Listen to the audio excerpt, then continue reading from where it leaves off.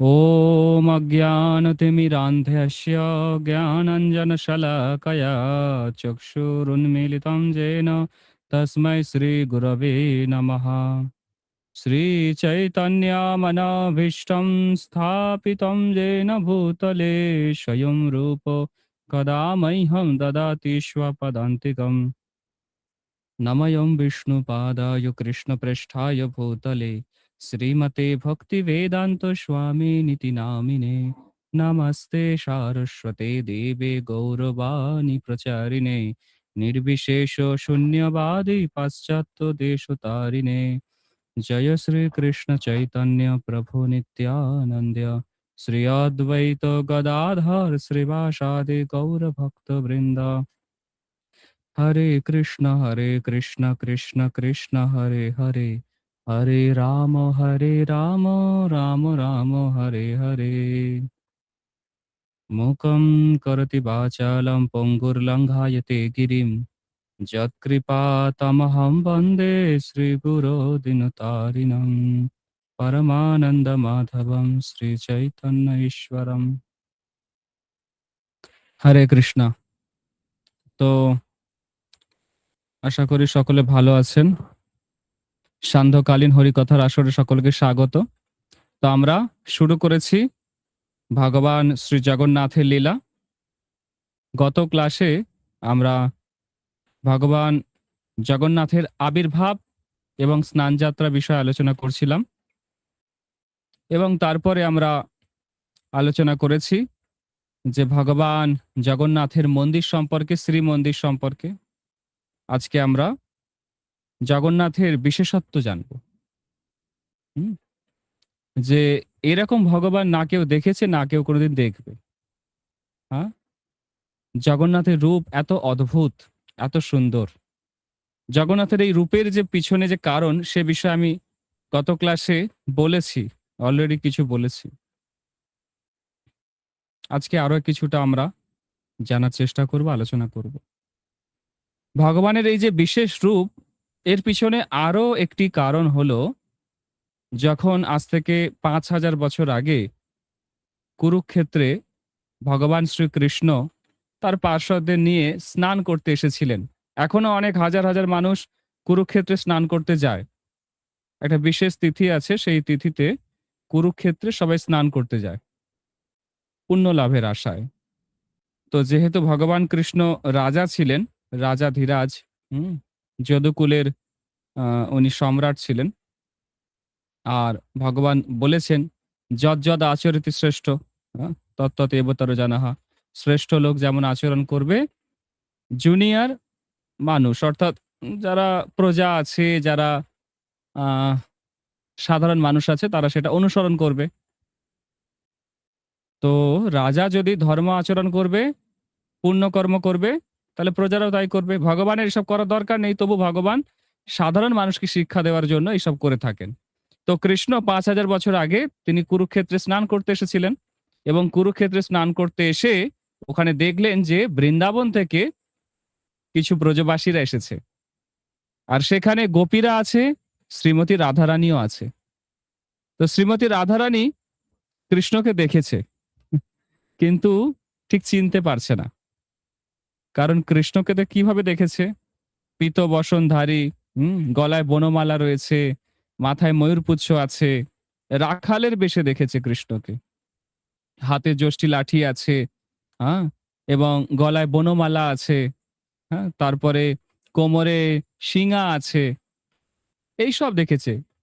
হ্যাঁ, কিন্তু কৃষ্ণকে কখনো রাজবেশে গোপীরা দেখেনি, ব্রজবাসীরা দেখেনি।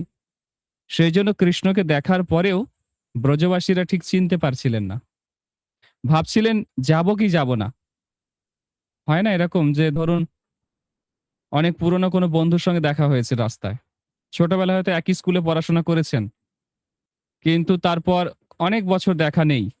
সে হয়তো বিয়ে থা করে নিয়েছে, চাকরি বাকরি করছে, বা আপনিও আপনার সাংসারিক জীবনে ব্যস্ত আছেন, কিন্তু কোনো সময় পথে ঘাটে দেখা হয়ে গেছে।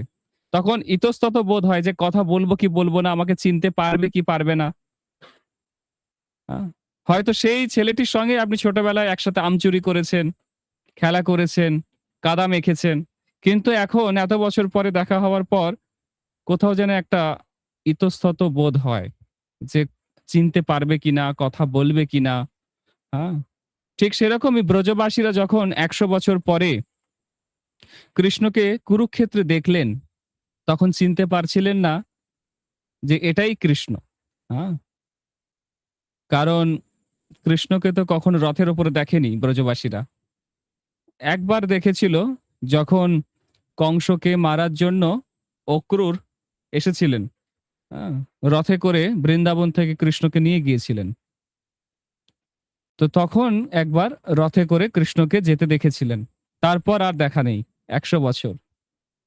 তো কৃষ্ণকে আবার কুরুক্ষেত্রে স্নান করতে এসে দেখতে পেলেন।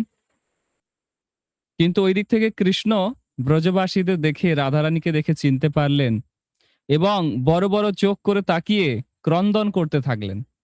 ফুঁপিয়ে ফুঁপিয়ে কাঁদছিলেন এবং এত কাঁদছিলেন তার হাত পাগুলো পেটের মধ্যে প্রায় ঢুকে যাচ্ছিল।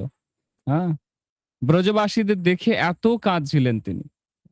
তখন ব্রজবাসীরা বুঝতে পারলেন এ হচ্ছে আমাদের কানাই।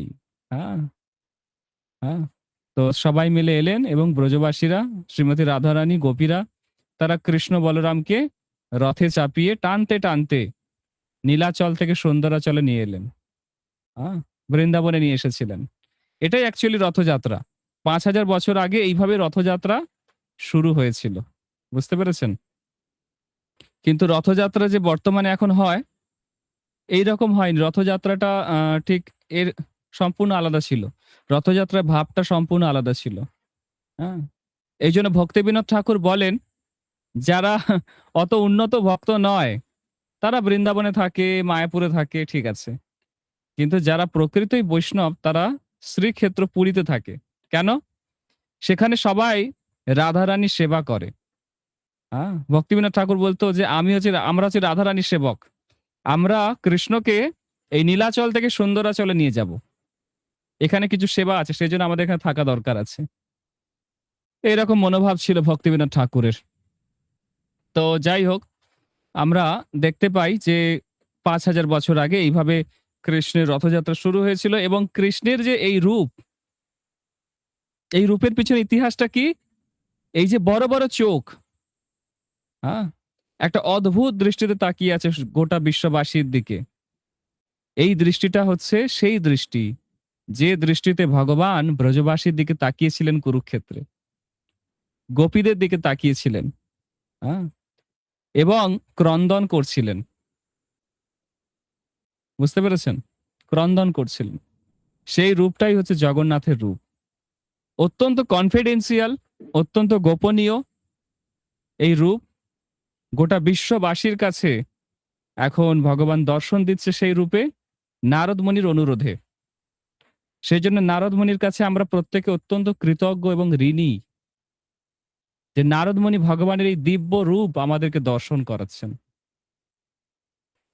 বুঝতে পেরেছেন? জগন্নাথের এই যে রূপ, এই রূপের এত মহিমা আমরা কল্পনা করতে পারি না। হ্যাঁ? জগন্নাথের চোখের কোনো পাতা নেই। প্রথম বিশেষত্ব হচ্ছে সমস্ত দেব দেবীর চোখের পাতা আছে, তারা কিছুক্ষণ বিশ্রাম নেয়, তাদেরকে শয়ন দেওয়া হয়। কিন্তু জগন্নাথের শয়নের কোনো ব্যবস্থা নেই। জগন্নাথ ২৪ ঘন্টা দর্শন দেয়। আবার অনেক ভক্ত বলবে তাহলে প্রভু কিছুক্ষণের জন্য মন্দির তো বন্ধ করে, কি করে ২৪ ঘন্টা হলো? না, জগন্নাথ ২৪ ঘন্টাই দর্শন দেয়। ২২ ঘন্টা মানুষজনকে দর্শন দেয়, মানব জাতিকে দর্শন দেয়। এই পৃথিবীর ওপর যে মানুষ তাদেরকে দর্শন দেয়। আর ২ ঘন্টা দেবতাদের দর্শন দেয়। বুঝতে পেরেছেন? ২ ঘন্টা দেবতাদের দর্শন দেয়। এর প্রমাণ আছে, প্রচুর প্রমাণ আছে। হ্যাঁ? আ মডেল পঞ্জিকা বলে একটা পঞ্জিকা আছে জগন্নাথপুরীতে। সেই পঞ্জিকাতে ডেইলি কি, কি ঘটনা ঘটছে সেগুলো সব সুন্দর করে লেখা হয়। লিখে তারা মাটির তলায় পুঁতে দেয়। হ্যাঁ? কারণ ব্রিটিশরা যখন এসেছিল সেই সমস্ত পুঁথি নষ্ট করে দিয়েছিল, পুড়িয়ে দিয়েছিল। যাতে সেগুলো ধ্বংস করতে না পারে সেইজন্য সেগুলো মাটির তলে তারা পুঁতে রেখে দেয়। হ্যাঁ? গোপনে লুকিয়ে রেখে দেয়। বুঝতে পেরেছেন? তো একবার কি হয়েছিল, এরকম ঘটনা তো বহু ঘটেছে। প্রমাণ আছে তার যে জগন্নাথ ২ ঘন্টা দেবতাদের দর্শন দেয়। যখন ২ ঘন্টার জন্য ভগবানের দরজা বন্ধ করা হয়, শ্রীমন্দিরে জগন্নাথের দরজা যখন ২ ঘন্টার জন্য বন্ধ রাখা হয়, সেই সময় দেবতারা জগন্নাথের সঙ্গে মিটিং করতে আসে, আলোচনা করতে আসে যে ব্রহ্মাণ্ডের কোথায়, কখন, কিভাবে বৃষ্টি হবে, কিভাবে কোথায় বন্যা হবে, কোথায় মানুষজন কিভাবে জীবনযাপন করবে। এই সমস্ত সমস্ত দেবতার সঙ্গে ইন্দ্র, ব্রহ্মা, চন্দ্র, বরুণ সবার সঙ্গে ভগবান মিটিং করে ওই ২ ঘন্টা। শোনা যায় জগন্নাথকে যখন বিশ্রাম দেওয়া হয় বা ২ ঘন্টার জন্য দরজা বন্ধ রাখা হয়, সেই সময় জগন্নাথের যে গর্ভগৃহ, শ্রীমন্দিরের গর্ভগৃহ, সেখানে অনেক প্রসাদ রাখা থাকে ভেতরে। অনেক প্রসাদ ভেতরে গর্ভগৃহের মধ্যে রাখা থাকে। দরজা বন্ধ করে দেয় তারপরে। যখন পূজারী দরজা খোলে, পান্ডারা দরজা খোলে, দেখে সেইখানে আর কোনো প্রসাদ নেই। এখনো পর্যন্ত ডেইলি এই ঘটনাটা ঘটছে। এখনো পর্যন্ত প্রতিদিন এই ঘটনাটা ঘটছে। পুরীর দরজা বন্ধ করা হয় শ্রীমন্দিরের ২ ঘন্টার জন্য। তারপরে যখন দরজা খোলা হয়, ভেতরে দেখা যায় যত প্রসাদ দেওয়া হয়েছিল তার কিছু আর নেই। দেবতারা সব নিয়ে চলে যায়। মিটিং করতে আসে, মিটিং এর শেষে সবার হাতে, হাতে প্রসাদ দিয়ে দেওয়া হয়। আ এরকম একটা ঘটনা আমার মনে পড়ছে। সেটা হচ্ছে আম একবার পট্টযশী মহাপাত্র বলে একজন পান্ডা ছিলেন। পট্টযশী মহাপাত্র। এটা ১৮১০ সালের ঘটনা। বুঝতে পেরেছেন? তো এই পট্টযশী মহাপাত্র একজন পান্ডা ছিলেন। ইনি জগন্নাথের সেবক ছিলেন। তো একদিন দরজা বন্ধ করছেন। আমি গত ক্লাসে বলছিলাম এই ঘটনাটা। একদিন ভগবান জগন্নাথকে ২ ঘন্টার জন্য বিশ্রাম দেবার জন্য দরজা বন্ধ করছেন। বাইরে দেখছেন একটা বড় ছায়া মূর্তি। হুম? পিছন ফিরে দেখেন সাক্ষাৎ বিভীষণ। হুম, বিভীষণ। তো উনাকে জিজ্ঞেস করলেন যে, "আপনি কে? কোথা থেকে আসছেন?" বলছে, "আমি বিভীষণ। সমুদ্রের ওই পার থেকে আসছি। আমি তো প্রতিদিন আসি। কিন্তু কই তুমি তো আমাকে দেখতে পাও না?" বলছে, "জানি না, জগন্নাথের কৃপায় আজকে দেখতে পেয়ে গেছি।" তো ঠিক আছে, দেখতে যখন পেয়ে গেছি তো আমি মানুষকে বলব, মানুষ তো বিশ্বাস করবে না। তো আপনি কিছু নিদর্শন দিয়ে যান যাতে সাধারণ মানুষ আমাকে বিশ্বাস করে যে আমি বিভীষণকে দেখেছি। বিভীষণ আসে জগন্নাথকে দর্শন করতে। তো জগন্নাথ তার হাতের বাজুবন্ধটা খুলে দিয়ে গেছিল। বললাম না আমি গত ক্লাসে? যেটা প্রায় একটা গরুর গাড়ির চাকার মতো বড়। এখনো যদি পুরীতে গিয়ে আপনারা খোঁজ করেন যে পট্টযশী মহাপাত্রের বাড়ি কোথায়? তার বাড়িতে গিয়ে আপনারা সেই বিভীষণের দেওয়া হাতের বালাটা দেখতে পাবেন এখনো পর্যন্ত আছে। বুঝতে পেরেছেন? তো এটা একদম রিসেন্ট আপডেট। ১৮১০ সালের ঘটনা এটা। হুম? তো জগন্নাথ শুধু মানুষজনকে নয়, দেবতাদের, গন্ধর্বদের, সমস্ত জীব রাশিকে দর্শন দেওয়ার জন্যই প্রকট হয়েছে। জগন্নাথের রূপের ১ম বিশেষত্ব আমি কি বললাম? জগন্নাথের চোখের কোনো পাতা নেই। জগন্নাথ ২৪ টা ঘন্টা গোটা বিশ্ববাসীকে, ব্রহ্মাণ্ডের সমস্ত জীব রাশিকে দর্শন দেওয়ার জন্য নীলাচলে আবির্ভূত হয়েছেন। এটা জগন্নাথের সবথেকে বড় বিশেষত্ব। এমন কোন দেবদেবী নেই, এমন কোন কেউ নেই যার চোখের পাতা নেই।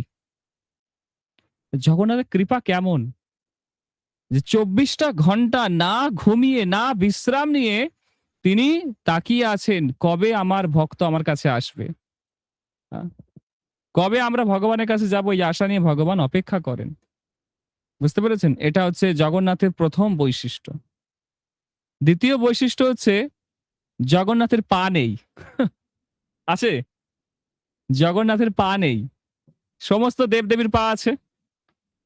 সবার পা আছে। আর পা আছে মানে সে আপনার কাছ থেকে চলে যাওয়ার চান্স আছে। তো জগন্নাথের এই রূপের পিছনে আরেকটা কারণ হচ্ছে জগন্নাথ নীলাচল ধাম ছেড়ে কোথাও যায় না। জগন্নাথ রাজা ইন্দ্রদ্যুম্নকে কথা দিয়েছিল যে আমি এই মন্দির ছেড়ে কোথাও যাব না। শ্রীমন্দির ছেড়ে কোথাও যাব না। তাতে মন্দির থাকুক আর না থাকুক। কেউ এসে মন্দির নষ্ট করে দিক, ভেঙে দিক, যাই হোক, আমি এইখান ছেড়ে কোথাও যাব না। আমি গতকাল একটা শ্লোক বলেছিলাম আপনাদেরকে, শুনিয়েছিলাম। জগন্নাথ কথা দিয়েছে যে আমি কোথাও যাব না। হ্যাঁ, জগন্নাথের পা না থাকার এটা হচ্ছে কারণ। যার জীবনে জগন্নাথ প্রবেশ করে যাবে, যার হৃদয়ে ভগবান একবার প্রবেশ করে যাবে, ভগবান তার হৃদয় ছেড়ে আর কোথাও যাবে না, কারণ জগন্নাথের পা নেই। বুঝতে পেরেছেন? এটা হচ্ছে দ্বিতীয় কি বিশেষত্ব জগন্নাথের রূপের। তৃতীয় বিশেষত্ব হচ্ছে জগন্নাথ দেখবেন দুটো হাত বাড়িয়ে আছে, দুটো হাত বাড়িয়ে আছে, যেন আপনাকে আলিঙ্গন করতে চাইছে। ঠিক কি না? এমন কোন দেবদেবী আছে যে আপনাকে আলিঙ্গন করতে চাইবে? আছে? সবাই বরাভয় মুদ্রায় আশীর্বাদ করবে। হ্যাঁ, তাই না? সবাই আশীর্বাদ করার মুদ্রায় থাকে, সরস্বতী, লক্ষ্মী থেকে শুরু করে সমস্ত দেবদেবী আশীর্বাদ মুদ্রায় থাকে। আপনি যা বর চাইবেন আশীর্বাদ দেবে। কিন্তু জগন্নাথ, জগতের নাথ, তার রূপের এইটা বিশেষত্ব যে জগন্নাথ হাত বাড়িয়ে আছে, দুহাত বাড়িয়ে আছে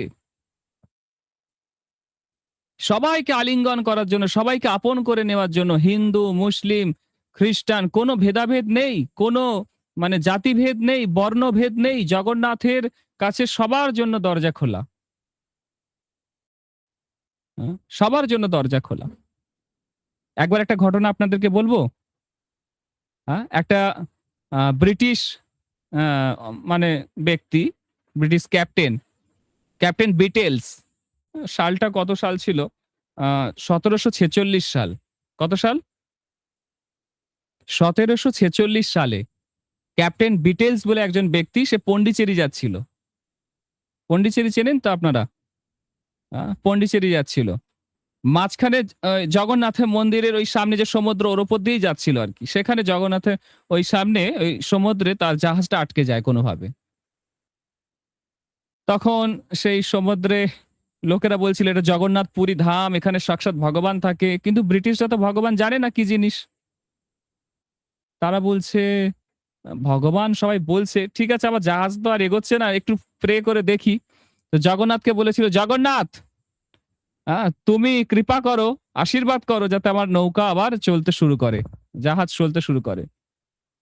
তো সঙ্গে সঙ্গে তার জাহাজ আবার চলতে শুরু করে দেয়। তো পন্ডিচেরি থেকে ফেরার সময় একটা বড় ঘন্টা কিনেছিলেন ক্যাপ্টেন বিটেলস, এবং সেই ঘন্টাটা জগন্নাথ পুরীতে এখনো রাখা আছে এবং লেখা আছে যে 1746 সালে ক্যাপ্টেন বিটেলস এই ঘন্টাটা জগন্নাথকে উপহার দিয়েছিলেন। তো সেটা একজন ব্রিটিশ ব্যক্তি, তার কি মানে তার তার প্রতি ভগবানের করুণা। বুঝতে পারছেন? শালবেগের ঘটনা জানেন আপনারা? শালবেগ, শালবেগের বাবা ছিল মুসলিম যোদ্ধা, মা ছিল একজন বিধবা নারী। তাকে হরণ করে, মুসলিম সে ছিল, হরণ করে নিয়ে গিয়ে রেখে দেয়। তার গর্ভে জন্ম হয় শালবেগের। তাহলে তার জন্মে ঠিক থাকলো না কোনো, কোনো বংশ পরিচয় থাকলো না। কিন্তু এই শালবেগ বৃন্দাবন থেকে হেঁটে হেঁটে আসছে, মনে তার জগন্নাথকে দেখার ইচ্ছা। জগন্নাথের রথযাত্রা শুরু হয়ে গেছে, 6 দিন জগন্নাথের রথ নড়েনি, 6 দিন জগন্নাথের রথ নড়েনি তার জায়গা থেকে। শালবেগ আসছে বলে, শালবেগ এলো, জগন্নাথকে দর্শন করলো, প্রণাম করলো, তারপর রথ চলতে শুরু করলো। তাহলে এই হচ্ছে জগন্নাথের অহৈতুকী অপ্রতিহতা কৃপা। জগন্নাথ কৃপা করার সময় দেখে না কে হিন্দু, কে মুসলিম, কে খ্রিস্টান, কে বৌদ্ধ, কে জৈন, কে হচ্ছে কোন বর্ণের, কে ব্রহ্মচারী, কে গৃহস্থ, কে বানপ্রস্থী, কে সন্ন্যাসী, কিচ্ছু ভগবান দেখে না। ভগবান কিচ্ছু দেখে না। জগন্নাথের এটা হচ্ছে করুণা। এই জন্য জগন্নাথ 2 হাত বাড়িয়ে আছে যে সবাই আসো, আমাকে আলিঙ্গন করো, আমাকে তোমাদের জীবনে কি বন্ধু হিসাবে গ্রহণ করো। বন্ধুত্বের হাত ভগবান বাড়িয়ে রেখেছে। এটা হচ্ছে জগন্নাথের রূপের তৃতীয় বিশেষত্ব। বুঝতে পেরেছেন?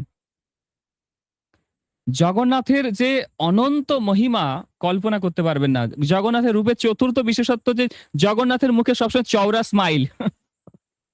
জগন্নাথের মুখে সবসময় স্মাইল, সবসময় হাসি। দেখেছেন জগন্নাথকে ভালো করে দেখবেন, জগন্নাথের মুখে কখনো দুঃখ নেই, চওড়া হাসি। কেন? জগন্নাথ সবাইকে আনন্দ দিতে এসেছে, সুখ দিতে এসেছে, শান্তি দিতে এসেছে। বুঝতে পেরেছেন? এই জগতে সমস্ত মানুষ সুখের পিছনে দৌড়াচ্ছে, আনন্দের পিছনে দৌড়াচ্ছে, কিন্তু সুখ শান্তি তারা পাচ্ছে না। জগন্নাথ বলছে, তোমরা, আমি দুহাত বাড়িয়ে দাঁড়িয়ে আছি, তোমরা আমার কাছে আসো, এখানে এসে তুমি শান্তি পাবে।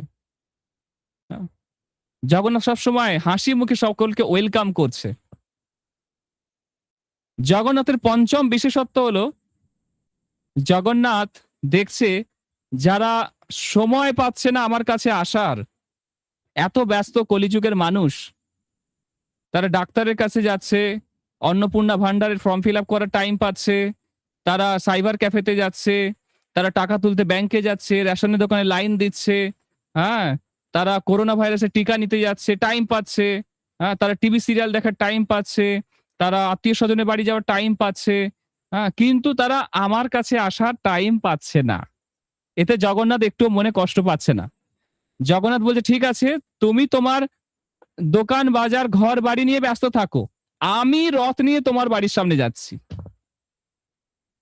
এটা যে জগন্নাথের পঞ্চম বিশেষত্ব, যে জগন্নাথ রথ নিয়ে সবার বাড়ির সামনে যাচ্ছে। তুমি শুধু বাড়ি থেকে উঁকি মেরে আমাকে দেখো, তাহলেই তুমি উদ্ধার হয়ে যাবে। বামন পুরাণে কি বলছে? দোলে চ দোল গোবিন্দ, চাপে চ মধুসূদন, রথে চ বামনং দৃষ্টা পুনর্জন্ম না বিদ্যতে। যদি রথের উপরে ভগবান নারায়ণকে, কৃষ্ণকে কেউ দর্শন একবার করে নেয়, তাকে আর পুনর্জন্ম না বিদ্যতে, তার আর পুনর্জন্ম হবে না। এটা হচ্ছে জগন্নাথের পঞ্চম বিশেষত্ব। কেউ আছে এরকম ভগবান? হ্যাঁ, যে আপনি আসতে পারছেন না, আপনার বাড়ির দোরগোড়া এসে পৌঁছে যাবে? নেই। হ্যাঁ, কত মানুষ আছে যারা রাস্তা যেতে যেতে মোবাইলে কথা বলছে বা হাটে বাজারে কোনো কিছু মার্কেটিং করছে, রথ যাচ্ছে দেখে তারা আকৃষ্ট হয়, আর এই কাজকর্ম ফেলে ফোনে সেলফোনটা বন্ধ করে তারা রথের দড়ি ধরে একটু টানে, বাস ওইটুকু যে করলো, পুনর্জন্ম না বিদ্যাতে, তার আর পুনর্জন্ম হবে না। এইটা হচ্ছে জগন্নাথের বিশেষত্ব। বুঝতে পেরেছেন? জগন্নাথ এত কৃপালু, এত দয়ালু, অ্যামেজিং।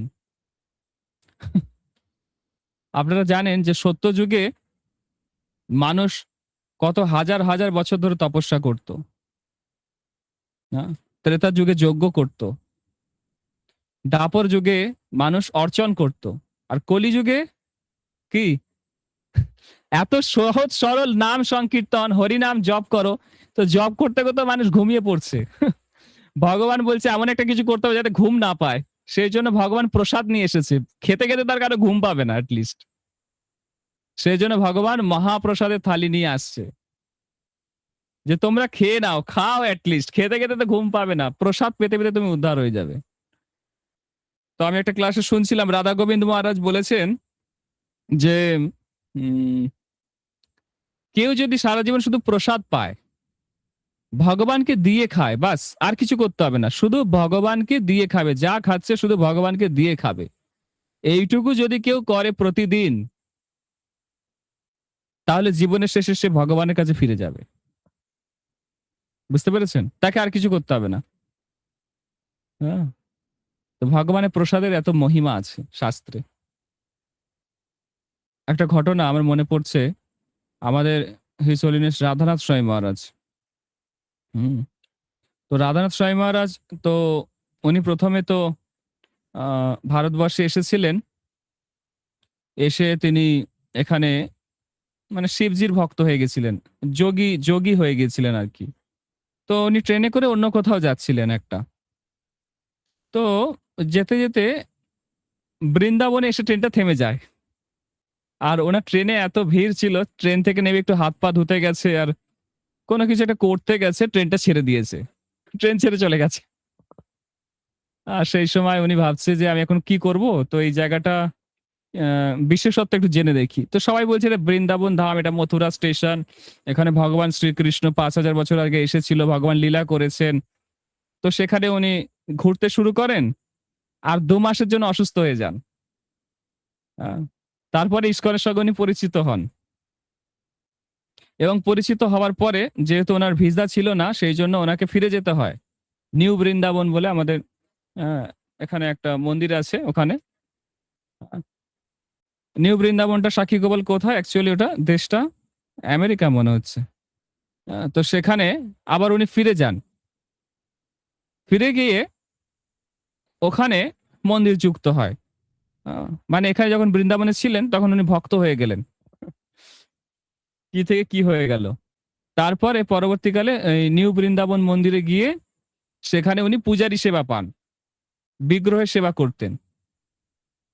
তো ওনার জগন্নাথকে দেখার খুব ইচ্ছা হতো প্রতি বছর। কিন্তু ম্যানেজমেন্টের এত চাপ ছিল, পূজারী পাওয়া যাচ্ছে না। তো সেজন্য পূজারী সেবা করতে হতো। প্রতি বছর বলতো আর টেম্পল প্রেসিডেন্ট বলতো এবছর না পরের বছর যাব। এইভাবে ২৬ বছর কেটে গেছে। ২৬ বছর। ২৬ বছর পরে যখন ওয়েস্ট ভার্জিনা আ ওয়েস্ট ভার্জিনিয়া এই জায়গাতে নিউ বৃন্দাবন মন্দিরটা আছে আমাদের। পেয়েছি। হ্যাঁ? তো সেখানে উনি ২৬ বছর পূজারী সেবা করলেন। কোনো অবজেকশন নেই যে কেন আমার কোনো নিজের ইচ্ছা নেই নাকি, হ্যাঁ, আমি ব্রহ্মচারী মানুষ, আমি চলে যেতে চাই, আমি এই সেই করব, আমি জগন্নাথকে দেখার ইচ্ছা হচ্ছে, আপনারা আটকে রাখছেন। কোনো ম্যানেজমেন্টের প্রতি কোন রকম কোনো অবজেকশন নেই। রাধানাথ স্বামী মহারাজ ২৬ বছর শুধুমাত্র শ্রী বিগ্রহের সেবা করেছে। ওনার পুরী যেতে ইচ্ছা করত, জগন্নাথকে দেখার ইচ্ছা হতো, কিন্তু প্রেসিডেন্ট বলতো, "প্রভু এই বছর না পরের বছর যাবেন।" বাস এইভাবে কোন রকম অবজেকশন না করে ২৬ বছর সেবা করে গেছে। তারপরে ২৬ বছর পরে যখন উনি বোম্বেতে এসেছিলেন, হ্যাঁ? বোম্বেতে তখন একটা মন্দির ম্যানেজমেন্টের দায়িত্ব উনাকে দেওয়া হয় এবং উনি খুব ভালোভাবে সামলাচ্ছিলেন। সেই সময় পুরী যাওয়ার সুযোগ হয়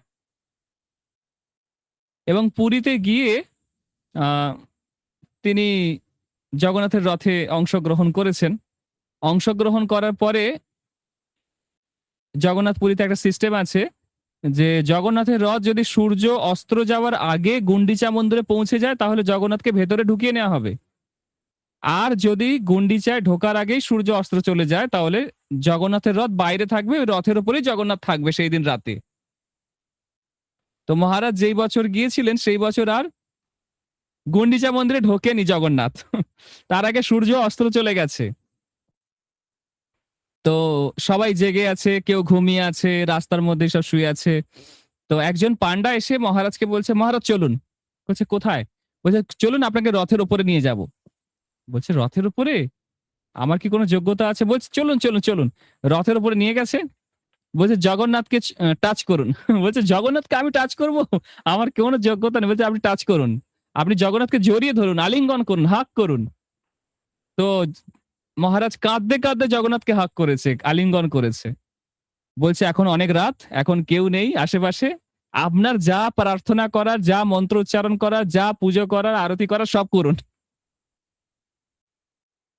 তো মহারাজ একটা ক্লাসে বলছিলেন যে ২৬ বছর আমি কোন রকম অবজেকশন না করে ম্যানেজমেন্টের সব কথা শুনে ভগবানের সেবা করেছি। এটা ভগবান দেখেছে। এইজন্য ভগবান তার পান্ডাকে পাঠিয়ে আমাকে ডেকে নিয়ে এলেন। আর এইভাবে যে আমি একটা বিদেশী, বিদেশীদের জগন্নাথের কাছে যাওয়া বারণ আছে। মন্দিরে ঢোকাই বারণ। জগন্নাথকে টাচ করা তো দূরের কথা। সেখানে জগন্নাথ পান্ডা পাঠিয়ে মহারাজকে ডেকে নিয়ে এসে রথের ওপরে উঠলেন, জগন্নাথকে হাগ করলেন, আলিঙ্গন করলেন, জগন্নাথের সামনে বসে জপ করলেন, সবকিছু করলেন। তাহলে এত বড় চান্স পাওয়া যায়? তো এটা থেকে আমরা দেখতে পাই যে জগন্নাথ কোন জাতি ধর্ম দেখে না। জগন্নাথ কি দেখে? জগন্নাথ দেখে হৃদয়টা। যে আমার জন্য ওর হৃদয়ে কতটা জায়গা আছে। আ মানুষ কি করে? পয়সা রোজগার করে কিন্তু পয়সাটা রাখা দরকার পকেটে। রেখে দেয় হৃদয়ে। ঠিক বলছি না? হৃদয়ে থাকা দরকার ভগবানের। কিন্তু হৃদয়ে আমরা পয়সাকে রেখে দিই। আর ভগবানকে রেখে দিই পকেটে। পকেটে দেখবেন ভগবানের ছবি থাকে, তারপরে গীতা থাকে, ছোট গীতা। মরার ভয় তো অনেক। ছোট গীতা পকেটে রেখে দেয়। তাহলে আমাদের কি করতে হবে? পয়সা রোজগার করা খারাপ নয়, পয়সা রোজগার করা ঠিক আছে, ভালো ভালো জিনিস। কিন্তু সিদ্ধান্ত বা আচার্যদের সিদ্ধান্ত অনুসারে পয়সা রোজগার করুন, কিন্তু পয়সাটাকে পকেটে রাখুন, পয়সাটাকে হৃদয়ে জায়গা দেবেন না। তাহলে হৃদয়ে যে ভগবান বসে আছে সে বাইরে চলে যাবে। হ্যাঁ, তো মানুষ এটা করে, ভক্তি জীবনে আসার পরেও কি করে? পয়সার পিছনে দৌড়ায়। পয়সা পয়সা করতে করতে করতে করতে ভক্তি নষ্ট হয়ে যায়। আপনার চারপাশে এরকম অনেক দেখতে পাবেন আপনারা। কিন্তু ভগবান দেখে আমার প্রতি ওই ব্যক্তির হৃদয়ে কতটা জায়গা আছে, এটা দেখে ভগবান। এটা যে ভগবান জগন্নাথের বিশেষত্ব। ঠিক আছে? আরেকটা জগন্নাথের সব থেকে বড় বিশেষত্ব হচ্ছে জগন্নাথ কারো যোগ্যতা দেখে না। বুঝতে পেরেছেন? কোনো যোগ্যতা দেখে না, কোনো কোয়ালিফিকেশন দেখে না। জগন্নাথ সবাইকে অহৈতুকী কৃপা করে, অহৈতুকী কৃপা। গত ক্লাসে আমি করমাবাইয়ের ঘটনা বলছিলাম যে করমাবাই সে বাসি কাপড়ে খিচুড়ি রান্না করতো আর ভগবান এসে খেত। কোনো কোয়ালিটি দেখে না ভগবান, কোনো কোয়ালিফিকেশন দেখে না। ভগবান শুধু ভক্তকে ভালোবাসতে জানে।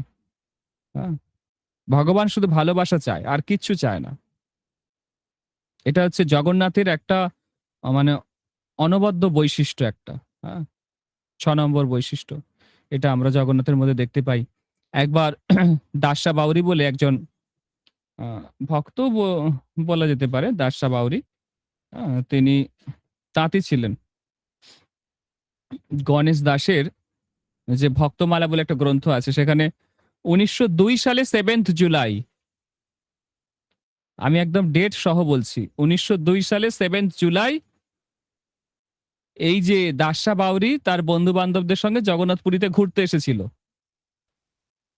সে ছিল পেশাতে একজন তাঁতি বলতে পারেন, এই জামা কাপড় বানায়, সেলাই টেলাই করে, এই সমস্ত করে, বা দর্জি বলতে পারেন। তো জগন্নাথকে এত ভালো লেগে যায়, এত ভালোবেসে ফেলে, সে বাড়িতে ফিরে গিয়ে বালিপুর থেকে এসেছিলেন, উনি বালিপুর বলে একটা জায়গা, সেখান থেকে এসেছিলেন। তো উনি এত ভালোবেসে ফেলেছিলেন জগন্নাথকে, তো ওনার বাড়িতে যখন ফিরে গেছেন, ফিরে যাওয়ার পর একটা মাটির প্লেটে ওনাকে ভাত দিয়েছে ওনার স্ত্রী, তার উপর শাক ভাজা দিয়েছে। দেখে আমাদের জগন্নাথের চোখ, জগন্নাথের চোখটা দেখবেন বাইরে থেকে লাল, তার ভেতরে সাদা, তার ভেতরে কালো। তো মাটির প্লেটের কালার হয় লাল, তার উপরে সাদা অন্ন দিয়েছে, তার ভেতরে দিয়েছে শাক, পুরো জগন্নাথের চোখ লাগছে। বলছে আমি আমার ভগবানের চোখ কি করে খাবো? তো তার স্ত্রী ভাবছে কি ভূতে টুতে ধরলো নাকি রে। হ্যাঁ, তো ওঝা বদ্যি কবিরাজকে ডেকে এনেছে। তো তখন ওকে ঝাড়ফুঁক করছে, ফুসফাস করছে, এটা ওটা করছে। তো ঘর থেকে যখন বেরোচ্ছে, তারা সব হরিনাম সংকীর্তন করতে করতে বেরোচ্ছে।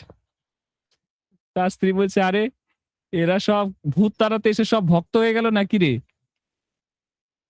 তারপরে গ্রামের যত সব বয়োজ্যেষ্ঠ মানুষ, বৃদ্ধ মানুষ, অনেক প্রবীণ মানুষ, তাদেরকে ডেকে আনা হলো যে কি হয়েছে এই ব্যক্তিটার।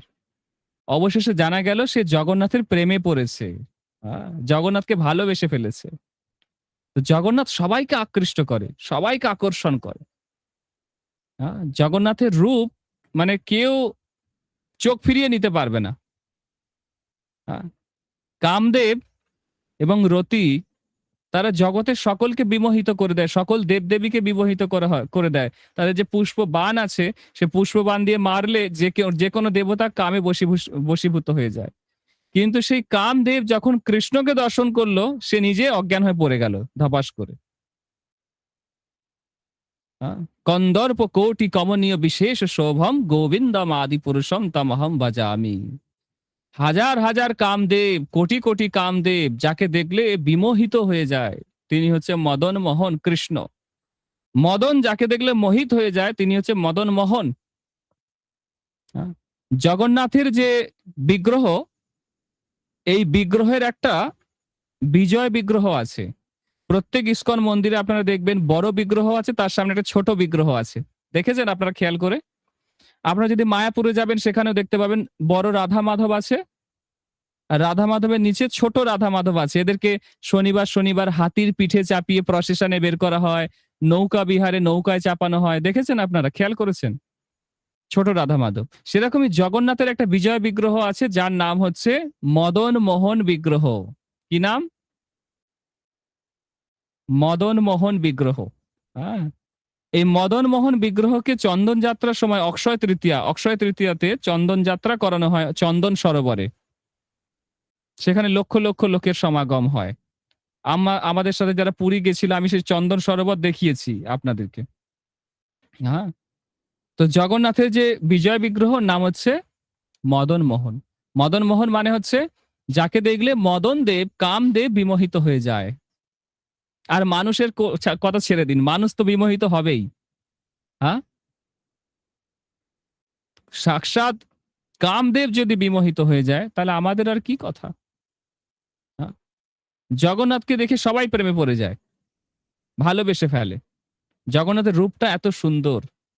হ্যাঁ, তারপরে জগন্নাথের আরো একটা খুব সুন্দর ঘটনা যেটা আমরা পাচ্ছি জগন্নাথের বিশেষত্ব, সেটা হচ্ছে এই যে জগন্নাথ কাউকে পরিত্যাগ করেন না। ওনার চরণে যদি কেউ কোনো অপরাধ করে, ভগবান কাউকে ফিরিয়ে দেন না। এটা হচ্ছে জগন্নাথের আর একটা বৈশিষ্ট্য। জগন্নাথ কাউকে ফিরিয়ে দেয়নি আজ পর্যন্ত। সবাইকে জগন্নাথ কিছু না কিছু কৃপা করেছে। যত খারাপ মনোভাব নিয়ে আসুক না কেন, জগন্নাথ সকলকেই করুণা করেছে। এটা হচ্ছে জগন্নাথের আরেকটা বিশেষত্ব। হ্যাঁ, জগন্নাথ যখন ছিলেন, মানে যখন ব্রিটিশ এম্পায়ার ছিল, ব্রিটিশের সময়কাল ছিল, বা যে সময় মোগলদের সময়কাল ছিল, তারা কত অত্যাচার করেছে জগন্নাথ মন্দিরের উপরে, কিন্তু জগন্নাথ কখনো তাদেরকে কষ্ট দেয়নি, উদ্ধার করেছে তাদেরকে। বুঝতে পেরেছেন? এমনকি কিছু কিছু ব্রিটিশ অফিসার ছিল যারা জগন্নাথের প্রেমে পড়ে গেছিল। একজন ব্রিটিশ অফিসার ছিল, সে ডায়েরি লিখতো। বুঝতে পেরেছেন? তার নামটা আমার মনে পড়ছে না। তো তিনি প্রতিদিন ডায়েরি লিখতো, আর ডায়েরিতে সে লিখছে যে জগন্নাথের মন্দিরের সামনে গেলেই আমি জগন্নাথের দিকে না তাকিয়ে পারি না, আর জগন্নাথের দিকে তাকালেই আমি চোখ অন্য কোথাও ফিরিয়ে নিতে পারি না। হ্যাঁ, এমন অদ্ভুত ভগবান, যেন আমার হৃদয়টাকে পুরো চুরি করে নিয়েছে। এরকম সুন্দর করে লিখেছে ডায়েরিতে, অনেকগুলো ডায়েরি লিখেছে। আর ব্রিটিশরা যখন দেখতে পেল যে এরকম জগন্নাথের প্রেমে পাগল হয়ে গেছে, বাকিরা এই ডায়েরি পড়লে তারাও জগন্নাথের ভক্ত হয়ে যাবে, তখন তারা সেগুলো পুড়িয়ে দিল। একটা ডায়েরি পাওয়া গেছে, তার ১০-১৫টা পাতা পাওয়া গেছে, সেগুলো একটা নিউজ পেপারে এসেছিল পরবর্তীকালে। সেখান থেকে সেই ভক্ত পড়ে ক্লাসে বলেছেন, আমি সেখান থেকে শুনেছি। হ্যাঁ, তো এটা হচ্ছে বিষয় যে জগন্নাথ এত কৃপালু যে ব্রিটিশ যারা নাস্তিক, এথিস্ট, তাদেরকে পর্যন্ত আকর্ষিত করে। এটা হচ্ছে জগন্নাথের অন্যতম একটা বৈশিষ্ট্য। মানে কেউ জগন্নাথকে দেখে ভক্ত না হয়ে পারবে না। বুঝতে পেরেছেন? এটা হচ্ছে বিষয়। সবাই জগন্নাথের ভক্ত। হ্যাঁ, এটা হচ্ছে জগন্নাথের সপ্তম বিশেষত্ব। হ্যাঁ, অষ্টম বিশেষত্ব হচ্ছে জগন্নাথের ঐশ্বর্য। জগন্নাথের ঐশ্বর্য, জগন্নাথের অনন্ত ঐশ্বর্য আছে। আপনারা ব্রহ্মসংহিতায় পড়েছেন না, যে চিন্তামণি প্রকর সদ্মসু কল্প বৃক্ষ লক্ষাবৃতেষু সুরভিরভিপালয়ন্তম লক্ষ্মী সহস্র শত সম্ভ্রম সেব্যমানম গোবিন্দম আদি পুরুষম তমহম ভজামি। জগন্নাথ এই জগতে, এই শ্রীক্ষেত্র পুরীধামকে বলা হয় ভৌম বৈকুণ্ঠ। হ্যাঁ, পুরুষোত্তম ক্ষেত্র বা ভৌম বৈকুণ্ঠ বলা হয় এটাকে, ভূলোকের বৈকুণ্ঠ বলা হয় এটাকে। বুঝতে পেরেছেন? এই এইখানে এই যে কল্পবৃক্ষ আছে, এই কল্পবৃক্ষের উপর একটা গরু উঠে পড়েছিল, আর তার নিচেই আছে রোহিণী কুণ্ড, পরে গিয়ে সঙ্গে সঙ্গে চতুর্ভুজ নারায়ণ স্বরূপে বৈকুণ্ঠে চলে গেছে। এরকম বহু ঘটনা আছে। তো জগন্নাথের এই যে পুরী ধাম, এটাকে বলে ভৌম বৈকুণ্ঠ। হ্যাঁ, এবং জগন্নাথের ঐশ্বর্য অনন্ত, অনন্ত ঐশ্বর্য আছে জগন্নাথের। হুম, শাস্ত্রে আলোচনা করা আছে, আগে জগন্নাথের অনেক দেবদাসী দেবদাসী, শুনেছেন আপনারা দেবদাসী? কে কে দেবদাসী বিষয়টা জানেন? হাত তুলুন দেখি একটু। দেবদাসী ওয়ার্ডটা কে কে আগে শুনেছেন? হ্যাঁ, একটা ওই আ দেবশ্রী রায়ের মানে একটা সিনেমা ছিল দেবদাসী, ওইটার কথা বলছি না আমি। হ্যাঁ? দেবদাসী হচ্ছে, ঠিক আছে, ২-১ জন জানে, সবাই জানে না দেবদাসীটা। দেবদাসী প্রথা ছিল কিছুদিন আগে পর্যন্ত, ছিল দেবদাসী প্রথা জগন্নাথ পুরীতে। জগন্নাথকে স্বামী রূপে গ্রহণ করে ৮ বছর বয়সে কিছু কন্যাকে জগন্নাথের সঙ্গে বিবাহ দেওয়া হতো।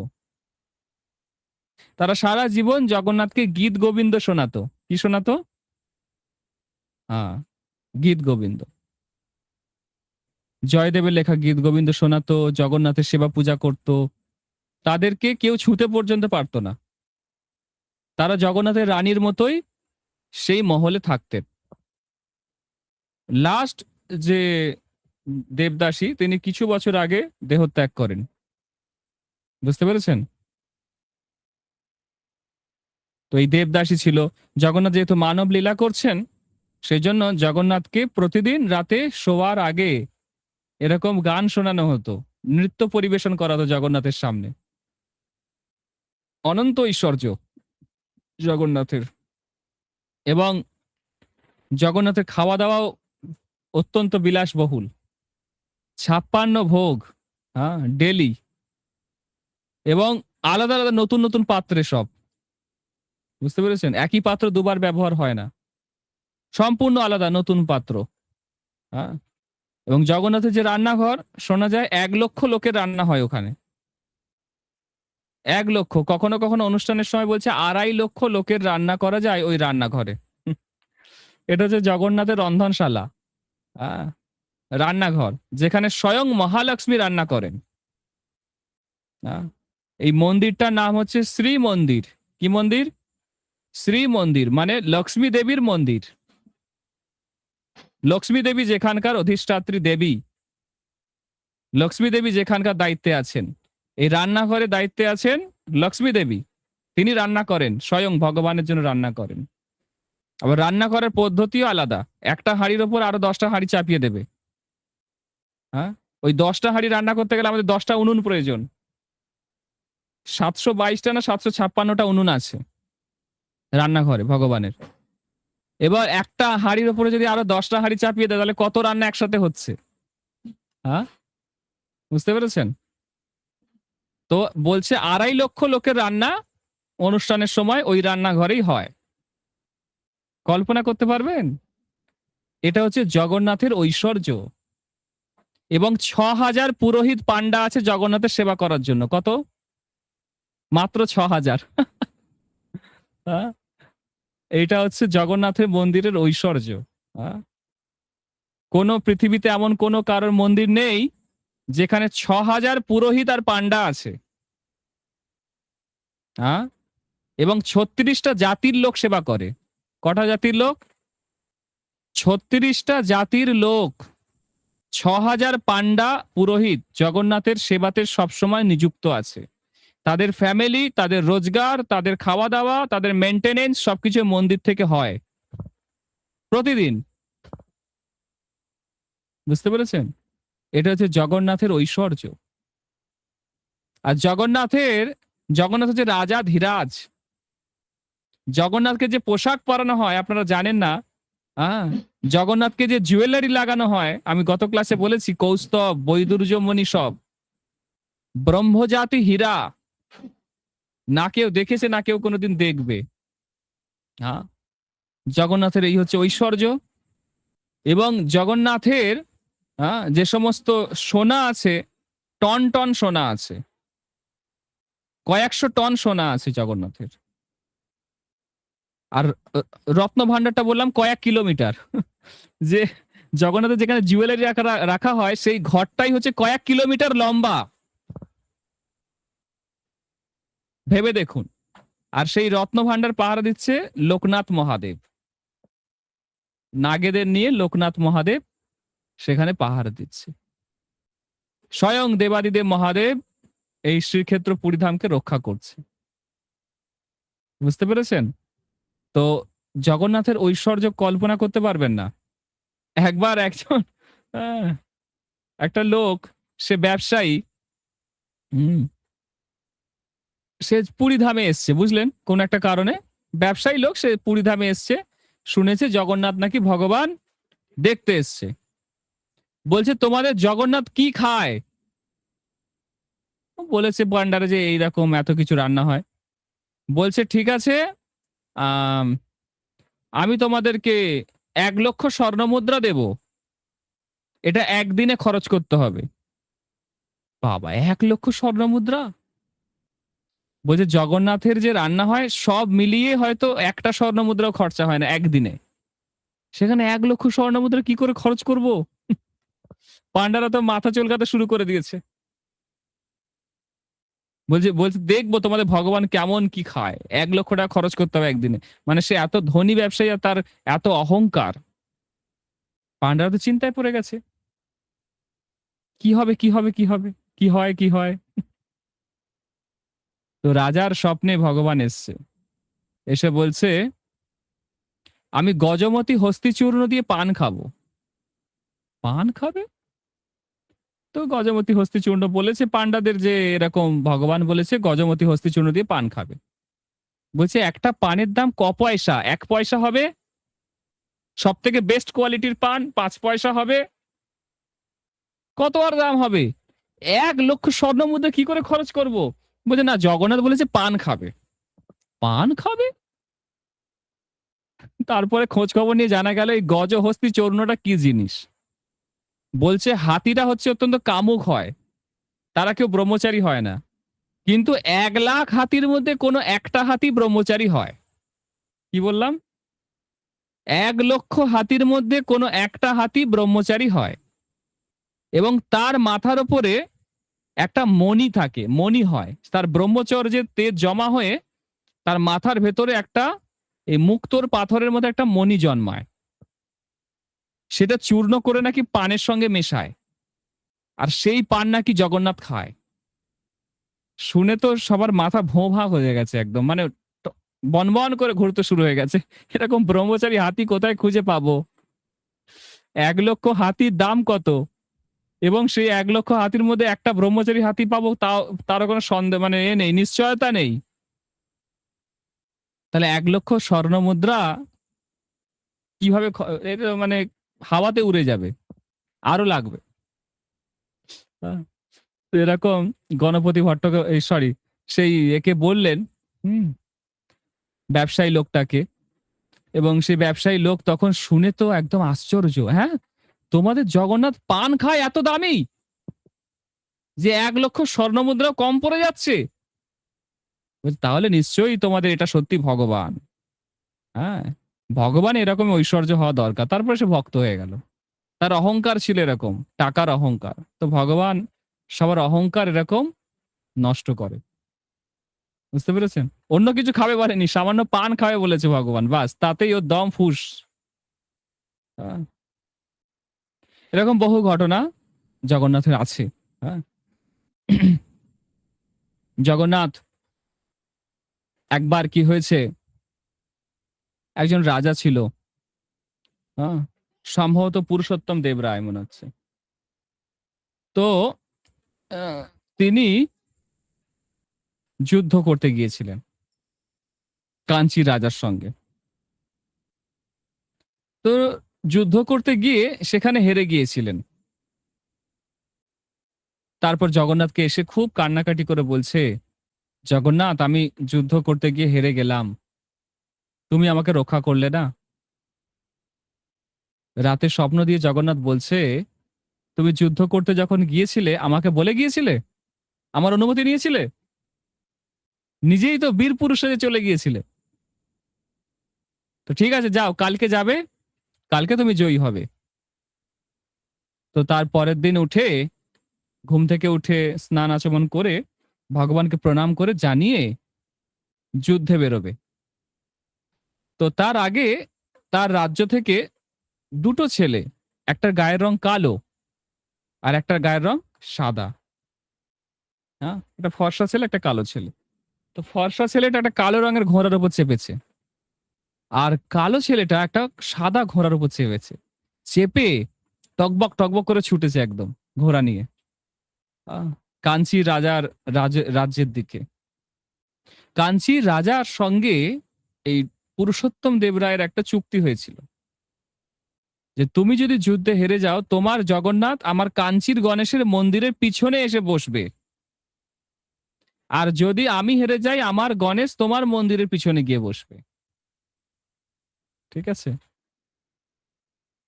তো এই যে দুটি ছেলে তারা যুদ্ধ করতে যায়, এবং যুদ্ধ করতে গিয়ে মাঝ রাস্তায় তাদের আবার খিদে পেয়ে যায়। তো একটা বৃদ্ধা মাতাজি, সে ওই ছাঁচ লস্যি এইসব বিক্রি করছিল, তাদের থেকে বেশ করে খেয়েছে। আর খাওয়া তো দূরে, মানে কি খাওয়া, কৃষ্ণ বলরাম তো সব হাঁড়ি খালি করে দিয়েছে। যেটা 200-300 লোকের জন্য সে এনেছিল বিক্রি করে বলে, তারা দুজন মিলে সব খালি করে দিয়েছে। এতক্ষণ ঘোড়া চালিয়েছে বলে কথা। এবারে সে বলছে এবার টাকা দাও, বলছে টাকা তো নেই। টাকা কি বস্তু রে আবার, টাকা নেই। বলছে টাকা নেই বললে হবে, তুমি এই 200-300 লোকের খাবার খেয়ে নিলে তোমরা দু ভাই, টাকা দাও। বলছে না না, পিছনে মহারাজ আসছে, মহারাজ দিয়ে দেবে, তোমার কোনো চিন্তা নেই। বলছে মহারাজ টহারাজ চিন্তা, তোমরা দাও। বলছে ঠিক আছে, একটা কাজ করো, এই আংটিটা রাখো। হাত থেকে একটা আংটি খুলে সেই মাতাজির হাতে দিয়েছে, বলছে এটা রাখো, পিছনে রাজা আসছে, ওকে দেখাবে, বলবে তোমার টাকা দিয়ে দেবে। ঠিক আছে, অপেক্ষা করে দাঁড়িয়ে আছে। তো পিছনে দেখছে রাজা আসছে তার সেনাবাহিনী নিয়ে যুদ্ধ করতে। তো সেই রাজাকে দাঁড়াও দাঁড়াও দাঁড়াও করে দাঁড় করিয়েছে। কি ব্যাপার না, তোমার দুটো সেনা, একটা গায়ের রং একটু কালো গোছের, আর একটা হচ্ছে একটু ফর্সা টাইপের, হ্যাঁ, তো দুটো ছেলে এসে 200-250 লোকের খাবার একা খেয়ে চলে গেছে। যত ছাঁচ যত লস্যি সব খেয়ে নিল। টাকা চাইলাম দিল না কিছু। বলছে আমার সেনা তো আমার পিছনে পিছনে আসছে, মাতাজি আপনার কোথাও ভুল হচ্ছে। না, আমার কোনো ভুল হচ্ছে না, তোমারই সেনা। বলছে কি প্রমাণ আমার সেনা? তখন সেই বৃদ্ধা মাতাজি ওই আংটিটা দেখিয়েছে, দেখো এই আংটিটা দিয়ে গেছে। তখন পুরুষোত্তম দেব রায় দেখছে এই আংটিটা পুরুষোত্তম দেব রায় যখন জন্মদিন ছিল সেই দিনে জগন্নাথকে উনি উপহার দিয়েছিলেন। তখন উনি নিশ্চিত হলেন যে স্বয়ং ভগবান যুদ্ধ করতে গেছে, আজকে তো জয় নিশ্চিত একদম। তো গিয়ে দেখলেন যুদ্ধ করবে কি, সব লাশ পড়ে আছে, যুদ্ধ অলরেডি জেতা হয়ে গেছে।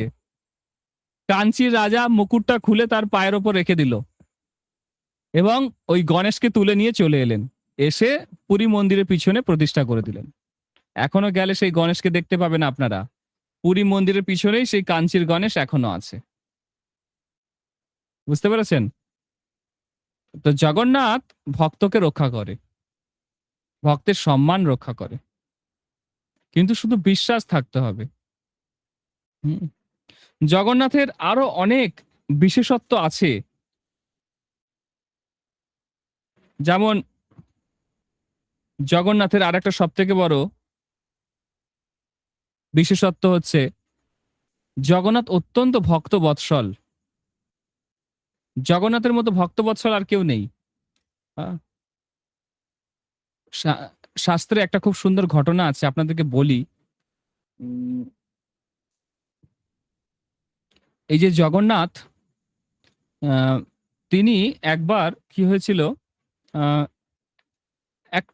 একজন মাতাজি ছিল, সে মাতাজি তার বাবা বেগুন চাষ করেছিল, অনেক বেগুন চাষ করেছে। এই বেগুন গাছে দেখেছেন না অনেক কাঁটা হয়। তো সেই মাতাজি বেগুন তুলছে আর গীত গোবিন্দ গাইছে। হ্যাঁ, খুব সুন্দর করে গীত গোবিন্দ গাইছে, আর গাইতে গাইতে বেগুন তুলছে। আর জগন্নাথ কি করেছে, হাঁটতে হাঁটতে সেখানে চলে এসছে। এবার সেই মাতাজি গাইছে আর তার পিছন পিছন ঘুরছে। জগন্নাথের যে উত্তরীয় ছিল, সেই উত্তরীয় ওই কাঁটা গাছে লেগে ছিঁড়ে গেছে, সেই মানে বেগুনের যে বাগান সেখানেই পড়ে গেছে, তার কোনো হুঁশ নেই। তারপরে যখন সেই মাতাজি ঘরে চলে গেছে, জগন্নাথও বাড়ি চলে গেছে, মানে শ্রীমন্দিরে চলে গেছে। এরকম 2-3 দিন হয়েছে, জগন্নাথের পান্ডারা দেখছে উত্তরীয়গুলো কোথায় যাচ্ছে। হ্যাঁ, খোঁজ খবর নিয়ে জানা গেল, জগন্নাথ স্বপ্ন দিয়ে বললেন যে একজন মাতাজি আছে, হ্যাঁ, সে খুব সুন্দর গীত গোবিন্দ গায়, আর আমাকে পুরো আকর্ষিত করে নেয়। যে গীত গোবিন্দ গায় ভগবান তাকে অত্যন্ত ভালোবাসে, ভগবান তার প্রতি মানে বিশেষ কৃপা করে এবং বশীভূত হয়ে যায় তার কাছে। কারণ এই গীত গোবিন্দ লিখেছে জয়দেব। হ্যাঁ, জয়দেব হচ্ছে ভগবানের শুদ্ধ ভক্ত। জয়দেবের লীলা একদিন বলবো আমি, আগামীকাল জয়দেবের লীলা বলবো। ওটা বলতে আমার 1.5 ঘন্টা লাগবে। শুধু জয়দেবের যদি 5 টাইম আমি বলি জগন্নাথের সঙ্গে কি আদান প্রদান হয়েছে, কিভাবে গীত গোবিন্দ লেখা হয়েছে, প্রতিদিন জগন্নাথের যে পোশাক পরানো হয়, জগন্নাথের জামার মধ্যে, পোশাকের মধ্যে গীত গোবিন্দ প্রিন্ট করা হয়, প্রিন্ট করে জগন্নাথের গায়ের উপর চাপানো হয়। জগন্নাথ এত ভালোবাসে এই গীত গোবিন্দ, বুঝতে পেরেছেন? তো শুধু জয়দেব গোস্বামীকে নিয়ে বলতে আমার অনেক সময় লাগবে। একদিন বলবো আমি, আগামী ক্লাসে আমি জয়দেব গোস্বামী নিয়ে বলবো। ঠিক আছে, জয়দেবের চরিত্র বলবো, কিভাবে উনি ব্রহ্মচারী ছিলেন। তারপরে একজন মানত করেছিল যে আমার যাতে মানে সন্তান হয়, সেটা আমি আপনার সেবায় দিয়ে দেবো। তা একটা কন্যা সন্তান হয়েছিল, দেবদাসী করতে চাইলো, জগন্নাথ বললো না না, ওই জয়দেবের সঙ্গে বিয়ে দিয়ে দাও। তো সে তো ব্রহ্মচারী, বিয়ে করবে না। জগন্নাথ বলছে না, আমার নাম করো, গিয়ে বিয়ে করে নেবে। সে তো বিয়ে করে, সে দৌড়াচ্ছে আর তার পেছন পেছন মেয়েটাও দৌড়াচ্ছে। বাবা তো এদিকে ছেলের হাতে দিয়ে পালিয়ে গেছে, বলছে যা, আমি এখন কোথায় যাব, জ্বালা অনেক। সেই সব ঘটনা আমি একদিন কালকে আগামী ক্লাসে জয়দেবের চরিত্র বলবো, এবং গীত গোবিন্দ কিভাবে উৎপত্তি হলো। স্বয়ং ভগবান এসে, জয়দেব লিখছিল, স্নান করতে গেছে, সেই সময় স্বয়ং ভগবান জয়দেবের রূপ ধরে এসে লিখে দিয়েছে।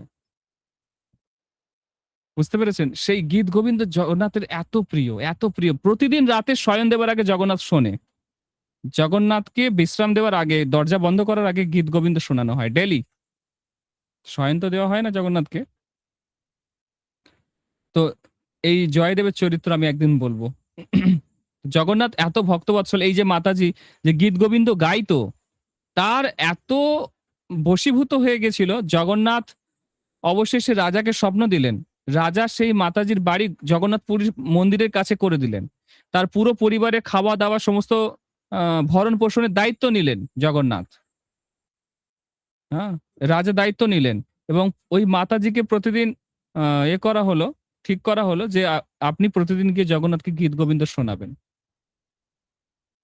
কোনো কোয়ালিটি নেই, সে না মঙ্গল আরতি করে, না ষোলমালা করে, না একাদশী করে, কোনো যোগ্যতা নেই, কিন্তু জগন্নাথের কৃপা অহৈতুকী, অহৈতুকী কৃপা। বুঝতে পেরেছেন? আর একটা খুব সুন্দর ঘটনা মনে পড়ছে।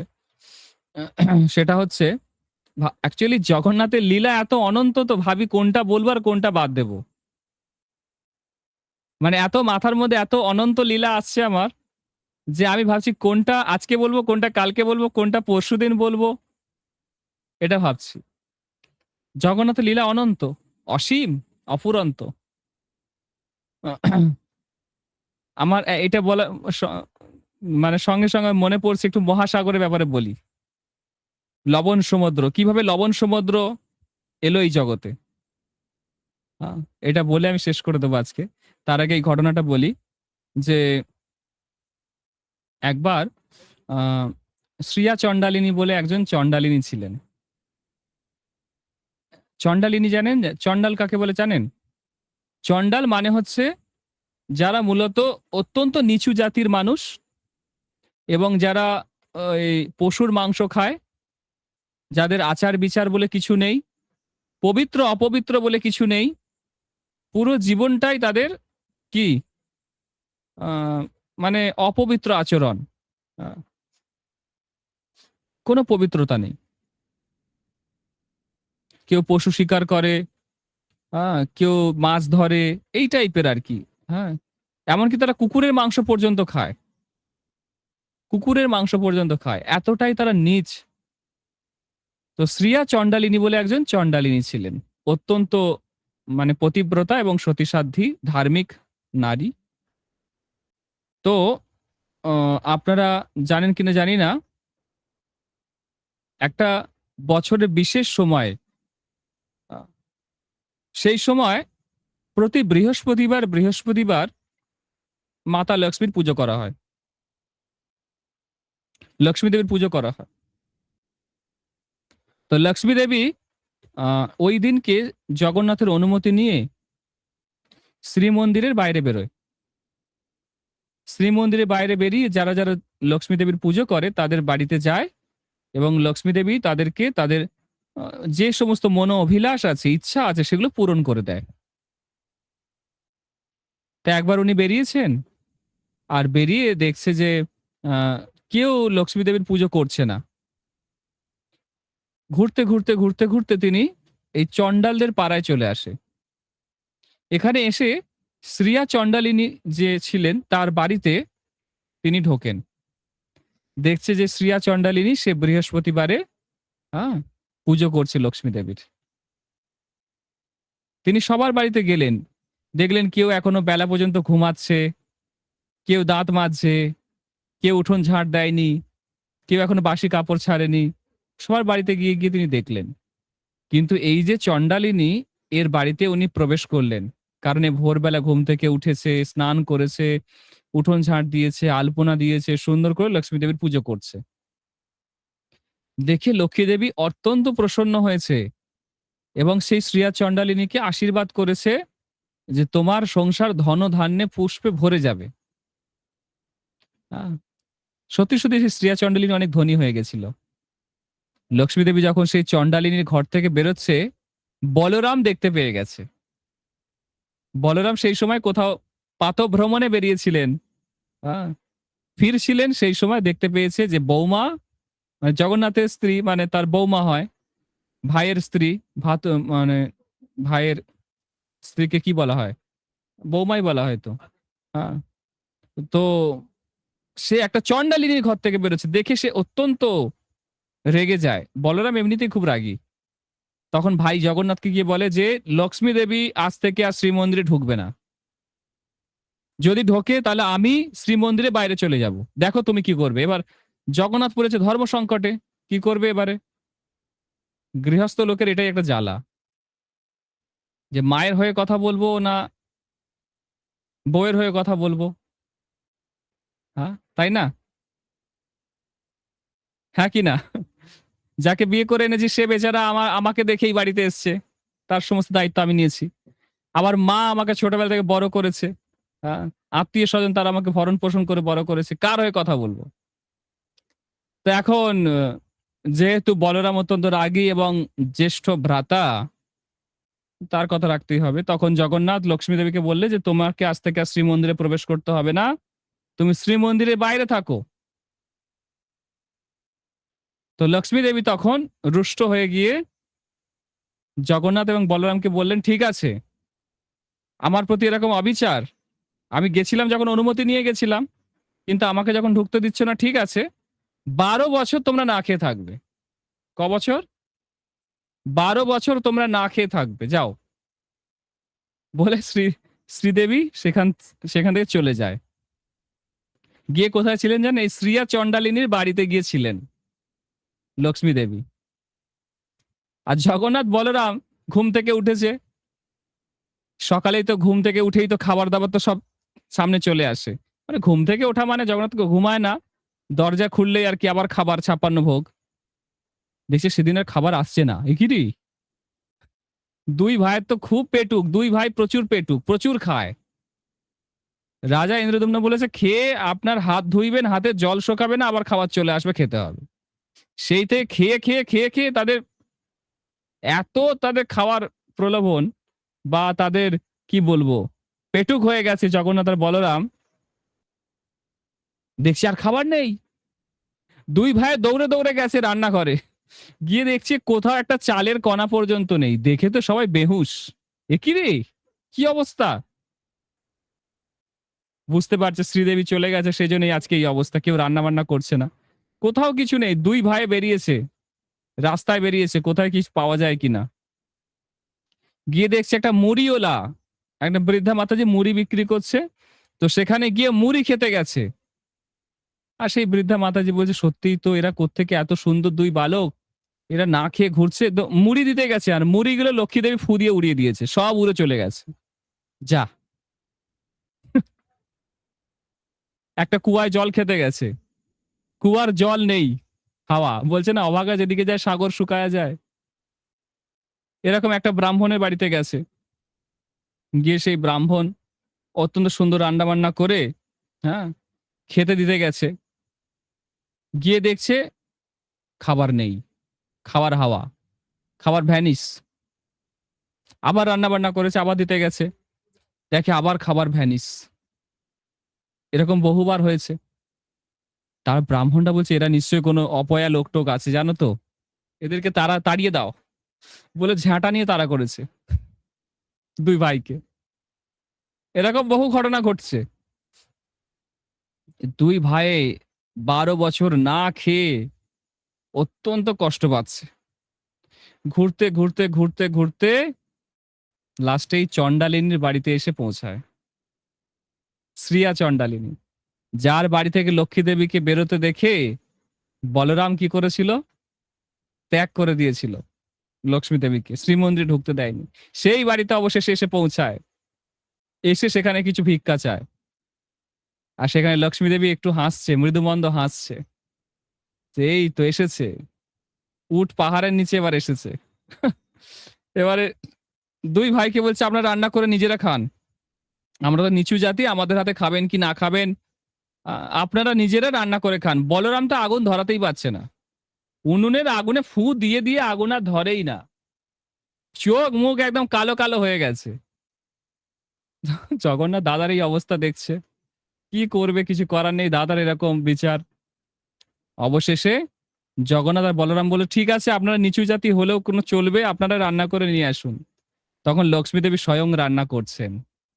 রান্না করে যখন খাবার পাঠিয়েছে, খেয়ে বলছে আরে এই স্বাদ তো আমাদের খুব চেনা, আমরা সেই অনাদিকাল ধরে এই খাবারই তো খেয়ে আসছি, এটা কার হাতের রান্না, এটা লক্ষ্মী দেবীর হাতের রান্না। তখন বলরামের পেট শান্ত হয়েছে, মাথাটা ঠিক হয়েছে।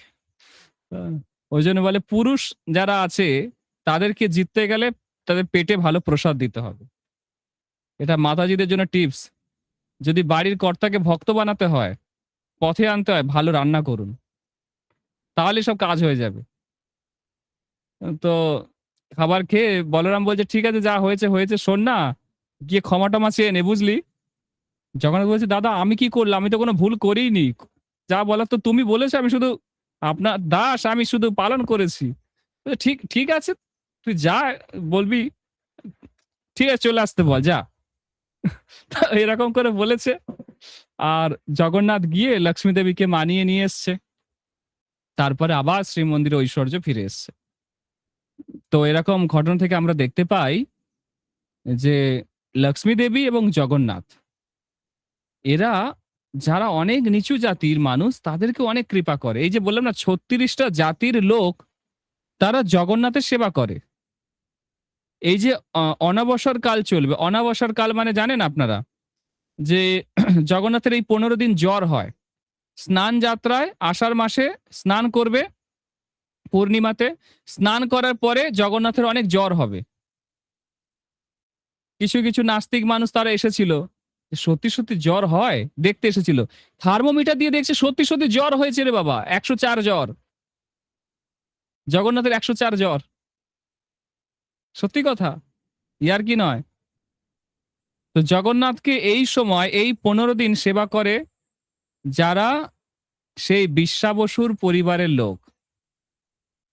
বিশ্বাবসু কে ছিলেন?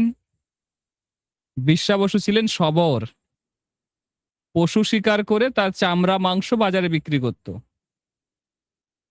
সেই শবরেরা, শবর জাতির সেই বিশ্বাবসুর যারা পরিবারের বংশধর এখনো পর্যন্ত, তারা এই ১৫ দিন জগন্নাথের সেবা করার সুযোগ পায়। বুঝতে পেরেছেন? এটা হচ্ছে জগন্নাথের একটা অন্যতম বৈশিষ্ট্য। হ্যাঁ। এরপরে আমরা দেখতে পাই জগন্নাথ এই ১৫ দিন সেবা গ্রহণের পর যখন দর্শন দেবেন, হ্যাঁ, তখন একেবারে রথের উপর দর্শন দেবে, তখন জগতের সমস্ত মানুষ জগন্নাথের রথের দড়ি ধরে টানতে পারে। যারা মাছ খায়, মাংস খায়, ডিম খায়, পেঁয়াজ খায়, রসুন খায়, হিন্দু, মুসলিম, বৌদ্ধ, খ্রিস্টান, জৈন যেই হোক না কেন, সমস্ত ধর্মের সমস্ত বর্ণের মানুষ সেই রথের দড়ি ধরে টানে। আপনি কখনো বলতে পারবেন এই মঙ্গল আরতি করো তুমি, রথের দড়ি ধরে টানছো? বলতে পারবেন না। কাউকে বলতে পারবেন না, এই তুমি নিরামিষ খাও, রথে দড়ি ধরেছো কেন? বলতে পারবে না। সবার অধিকার আছে জগন্নাথের রথের দড়িতে হাত দেওয়ার। এটাই হচ্ছে জগন্নাথ, জগতের নাথ। শুধু উড়িষ্যার নাথ নয়। উড়িষ্যার মানুষদের একটা অভিমান আছে যে জগন্নাথ বোধহয় শুধু আমাদের না, জগতের নাথ, অনন্ত কোটি ব্রহ্মাণ্ডের মালিক উনি। বুঝতে পেরেছেন? আরেকটা ঘটনা আপনাদেরকে বলি। আচ্ছা, আপনাদের ভালো লাগছে না ঘুম পাচ্ছে? যদি ভালো লাগে একটা হাত তুলুন দেখি। হুম, কে কে হাত তুলছে দেখি। আর যারা হাত তুলছে তার মানে তারা ঘুমাচ্ছে। ঠিক আছে, ওকে। তো এরপরে জগন্নাথের একটা খুব সুন্দর লীলা আমি বলবো। হ্যাঁ, খুবই মানে গোপনীয় লীলা এটা। ঠিক আছে। ও, জগন্নাথের আরেকটা বৈশিষ্ট্য আমি বলতে ভুলে গেছি। কত নম্বর বৈশিষ্ট্য বললাম এটা আমি? 8 নম্বর। 9 নম্বর একটা বৈশিষ্ট্য বলে দিই জগন্নাথের। হুম, সেটা হচ্ছে সাক্ষী কাপুর 9 নম্বর হবে না এটা? ভুলে গেছে। 9 নম্বর হবে এটা। হ্যাঁ, জগন্নাথের 9 নম্বর বৈশিষ্ট্য হচ্ছে জগন্নাথ তার নিজের এই যে গোপন লীলা, এই গোপন লীলাতে সবাইকে অংশগ্রহণ করার সুযোগ দেয়। অ্যাকচুয়ালি কি, জগন্নাথকে টেনে নিয়ে যাচ্ছে কারা? গোপীরা। নীলাচল থেকে সুন্দরাচলে কারা নিয়ে যাচ্ছে? কুরুক্ষেত্র থেকে বৃন্দাবনে কারা নিয়ে যাচ্ছে? গোপীরা। আর গোপীরা হচ্ছে ভগবানের সর্বশ্রেষ্ঠ ভক্ত, সর্বশ্রেষ্ঠ ভক্ত। আপনাদের একটা লীলা আমি বলেছিলাম যে নারদ একবার গিয়েছিল একটা ব্রাহ্মণের কাছে, সে শালগ্রামের সেবা করছে। সে বলছে আমি তো ভক্ত নই, আমার থেকে বড় ভক্ত রাজা, সে কত লোককে প্রসাদ পাওয়ায়, কত ভালো করে ভগবানের সেবা করছে, এত বড় মন্দির বানিয়েছে। সে রাজার কাছে গেছে, রাজা বলছে না, ইন্দ্র অনেক বড় ভক্ত। ইন্দ্র এত মানে ইন্দ্রের জন্য ভগবান আসে। ইন্দ্রারি ব্যাকুলং লোকং মৃরয়ন্তি যুগে যুগে। ইন্দ্রের ভাই হয়ে বামনদেব রূপে, অদিতির পুত্র রূপে ভগবান বলি মহারাজের অহংকার নষ্ট করতে এসেছিল। হ্যাঁ, ইন্দ্রের সিংহাসন বাঁচানোর জন্য। তো ইন্দ্র বড় ভক্ত। ইন্দ্রের কাছে গেছে, ইন্দ্র বলছে না না আমি তো ভক্ত নই, শিব বড় ভক্ত। শিব বলছে না না আমি ভক্ত নই, ব্রহ্মা ভালো ভক্ত।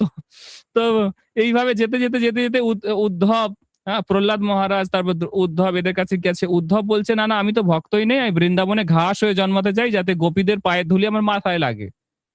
বুঝতে পেরেছেন?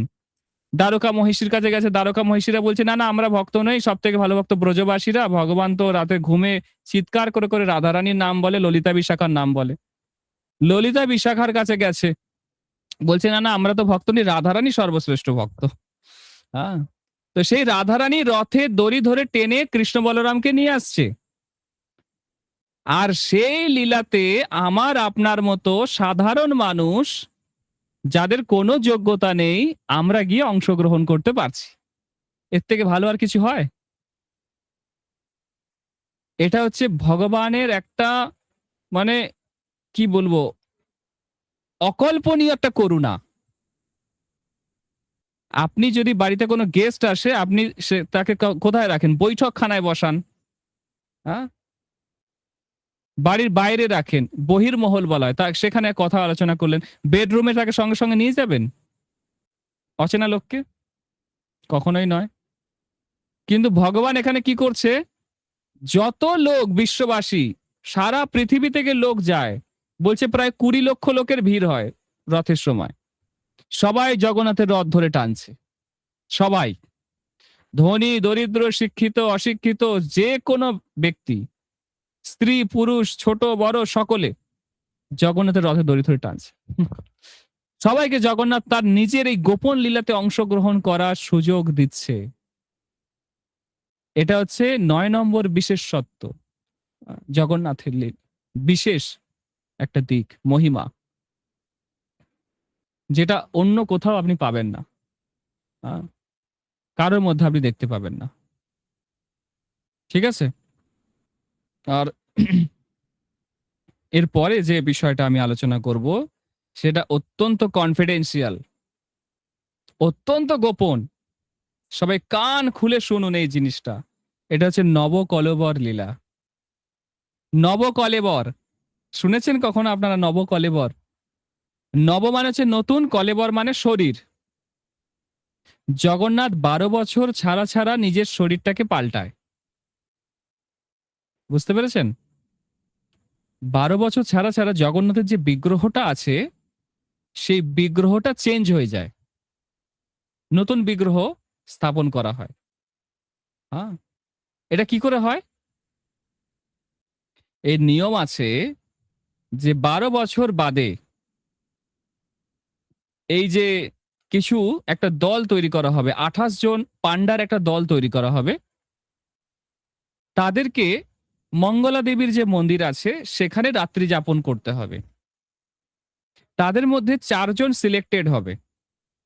এই 4 জনকে মঙ্গলা দেবী বিশেষ কৃপা করবে এবং রাতে স্বপ্নাদেশ দেবে যে তোমরা উত্তর দিশায় যাও বা দক্ষিণ দিশায় যাও বা পশ্চিম দিশায় যাও, যেখানে গেলে এই গাছটা আছে। জগন্নাথের যে গাছটা দিয়ে বিগ্রহ তৈরি হয়, নিম গাছ দিয়ে হয়, নিম গাছের কাঠ। বুঝতে পেরেছেন? গাছটা নিম গাছ হবে কিন্তু গাছ থেকে চন্দনের গন্ধ বেরোবে। এটা হচ্ছে এই গাছের মানে একটা বৈশিষ্ট্য। এই গাছে কোনো পাখির বাসা থাকবে না। এই গাছটা যেখানে থাকবে তার 5 কিলোমিটারের মধ্যে কোথাও মহামারী হবে না, কোনো অ্যাক্সিডেন্টে কোনো ডেথ হবে না, মানে কারোর কেউ কোনো সুসাইড কেস থাকবে না। বুঝতে পারছেন? এবং এই গাছটা যেখানে থাকবে তার কাছাকাছি কোথাও একটা সাপের ঢিপি থাকবে বা একটা মহাদেবের মন্দির থাকবে, শিবজির একটা মন্দির থাকবে। হ্যাঁ, এইরকম মানে কিছু বর্ণনা আছে শাস্ত্রে। এবং জগন্নাথের যে গাছ হবে সেই গাছের মধ্যে এরকম একটা চিহ্ন থাকবে, শঙ্খের চিহ্ন থাকবে। বা বলরামের যে গাছ থেকে বিগ্রহটা হবে সেই গাছে একটা সাপের চিহ্ন থাকবে। সুভদ্রা মহারানীর যে গাছ হবে সেই গাছে একটা পদ্ম ফুলের চিহ্ন থাকবে। আর সুদর্শনের যে গাছ মানে যে গাছ থেকে সুদর্শনের বিগ্রহ তৈরি করা হবে সেই গাছে সুদর্শন সাইন থাকবে।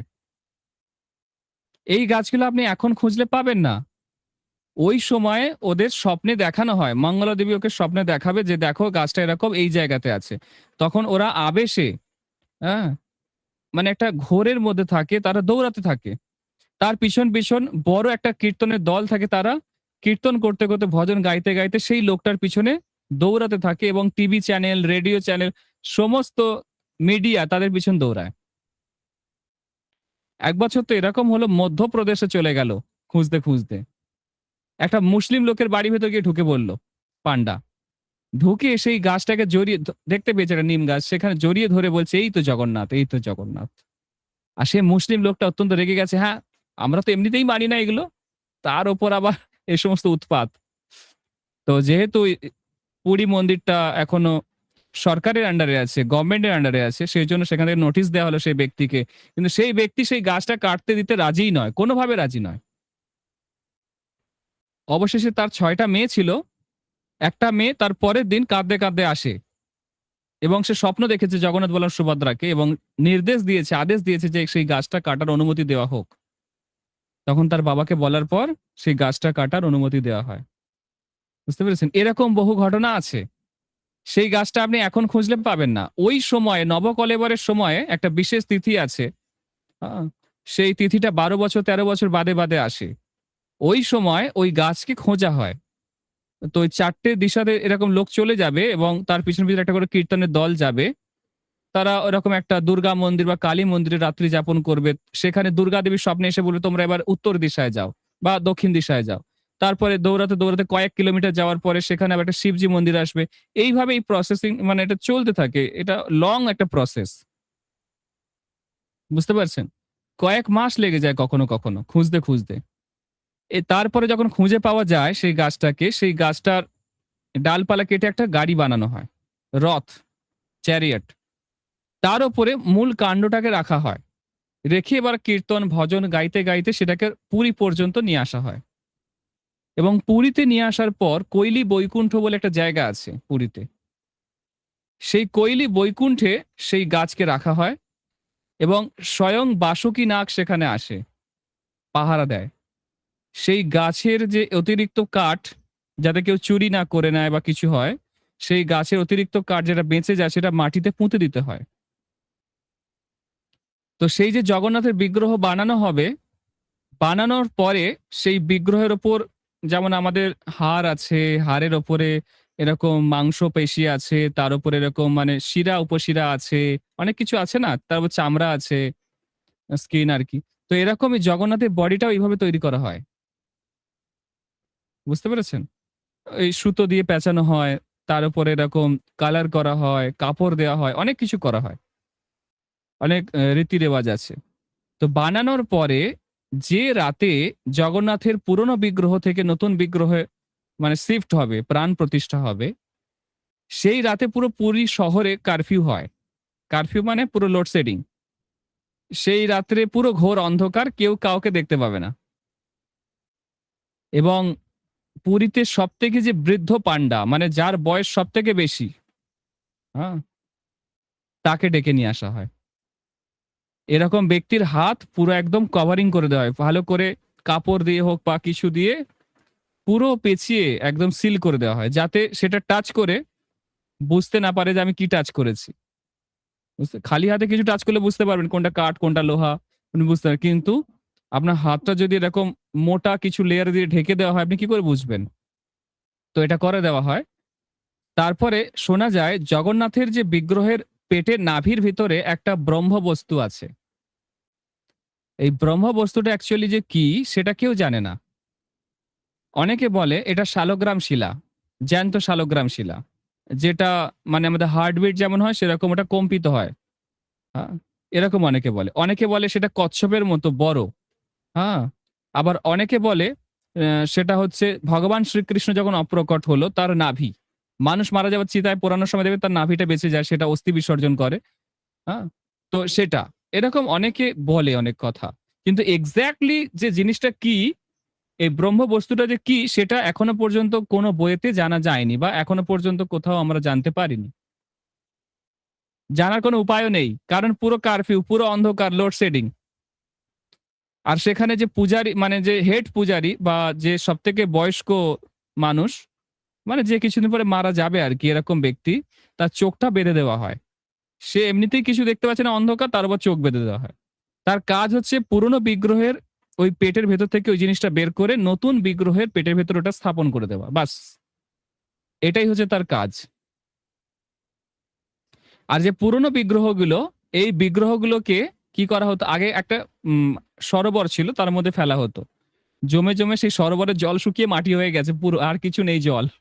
সেজন্য এখন সমাধিস্থ করা হয় মাটির নিচে। আপনারা পুরী মন্দিরের ভেতরে গেলে সেই জায়গাটা এখনো আছে, পান্ডাদের বললে দেখিয়ে দেবে। বুঝতে পেরেছেন? সেখানে গেলে ফুল দিতে পারবেন, পুষ্পাঞ্জলি দিতে পারবেন, দর্শন করতে পারবেন এখনো পর্যন্ত। ঠিক আছে?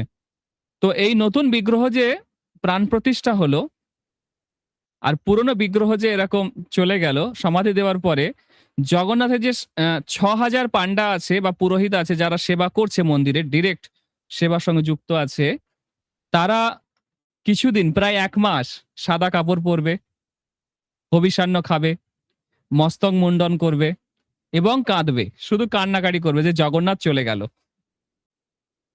১ মাস পরে আবার যে নতুন জগন্নাথের বিগ্রহ প্রতিষ্ঠা হবে সেই সময় আবার তারা নতুন করে উদযাপন করবে। মানে এটা যে কি পদ্ধতি কেউ জানে না। আ শুধুমাত্র জগন্নাথ জানে আর জগন্নাথের পান্ডারা জানে, বাস, আর কেউ জানে না। এটাকে বলে নবকলেবর। কি বলা হয়? নবকলেবর। আ ১২ বছর ছাড়া, ছাড়া এটা হয় জগন্নাথ পুরী ধামে। তো একটা মানে কি বলবো? অভূতপূর্ব একটা লীলা। তো এবার আপনাদের কারো যদি কোনো কোয়েশ্চেন থাকে আপনারা বলতে পারেন। না, ডক্টর? কেউ ঢুকতে পারে না ওখানে। না, যারা ওইটা মানে ট্রান্সফার করে তারাই একমাত্র এটা অনুভব করেছে, ওটা মানে ১২ বছর আগে যে তুলসী দেওয়া হয়েছিল চন্দন সহকারে, সেই তুলসী নাকি তখনো ফ্রেশ আছে ১২ বছর পরে। এটা ওরা বলে। কোথাও, কোথাও আমি শুনেছি। তুলসী, চন্দন, কর্পূর এই মানে সঙ্গে ওই জিনিসটা থাকে একসাথে। তো বলছে ১২ বছর পরে যখন বের করা হচ্ছে তখনও সেই জিনিসটা ফ্রেশ একদম। এরকম অনেকের অনুভব আছে। কিন্তু এক্সাক্টলি জিনিসটা কি সেটা কেউ বলতে পারে না। তিথি মাতাজি। প্রভু বলছি লাস্ট নবকলেবর কবে হয়েছিল? এক্সাক্ট আমার জানা নেই সালটা কোন কোন সালে লাস্ট হয়েছিল। আপনারা ইন্টারনেটে দেখতে পারেন কত সালে লাস্ট হয়েছিল। সাক্ষী গোপাল, দেখো কত সালে হয়েছিল লাস্ট। টিভিতে আছে বা আপনারা ইউটিউবে দেখতে পারেন লাস্ট কোন বছর হয়েছিল। ওকে, আর কোনো কোয়েশ্চেন কারণ?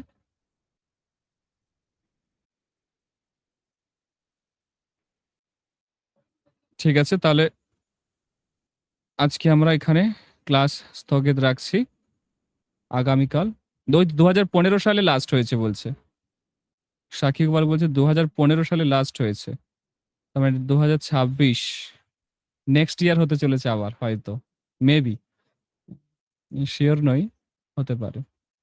ওকে, তাহলে এখানে আমরা ক্লাস আজকে স্থগিত রাখছি। হরে কৃষ্ণা কৃষ্ণ কৃষ্ণ হরে হরে, হরে রাম রাম রাম হরে হরে। জগৎগুরু শিলা প্রভুপাদ কি জয়, সমবেত ভক্ত মন্ডলী কি জয়।